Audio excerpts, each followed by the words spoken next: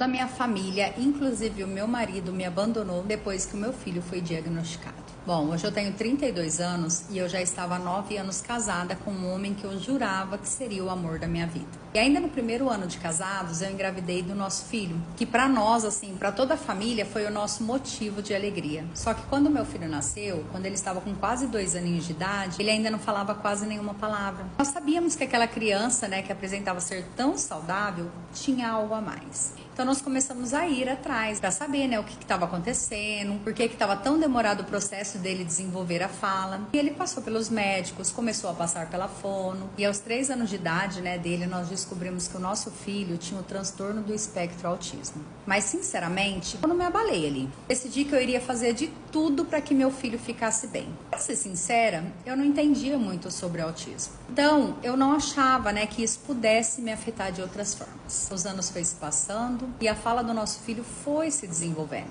Só que a personalidade dele foi mudando. Aos 6 anos de idade, o meu filho, mesmo com o tratamento, tinha suas crises e elas não eram fáceis. Ele ficava extremamente agressivo. Ele passou cada vez mais a ser uma criança difícil de conviver. Eu percebi pouco a pouco, né, que as pessoas ao meu redor que sempre estiveram presentes foram se afastando. Até os meus pais, né? A minha mãe, que até então sempre me ajudou com ele, porque assim, o meu marido, ele trabalhava fora e eu como home office. Mas vira e mexe, tinha as reuniões presenciais na empresa. E quando tinha essas reuniões, era sempre a minha mãe, né, que ficava com o meu filho, né, para que eu pudesse ir. E ela simplesmente não quis mais fazer isso por mim. No começo, ela sempre inventava uma desculpa. Até que um dia ela pegou e falou, né, que ela não queria mais ficar com ele, porque ele surtava do nada, jogava as coisas no chão, ia pra cima dela. Só que aí eu descobri que ele tinha essas atitudes, porque sempre que eu deixava ele com ela, né, eu levava os medicamentos, tudo ali, ela não dava os medicamentos, porque ela não aceitava o que ele tinha. Até o dia que ela usou pra mim as seguintes palavras: eu não sou avó de um retardado.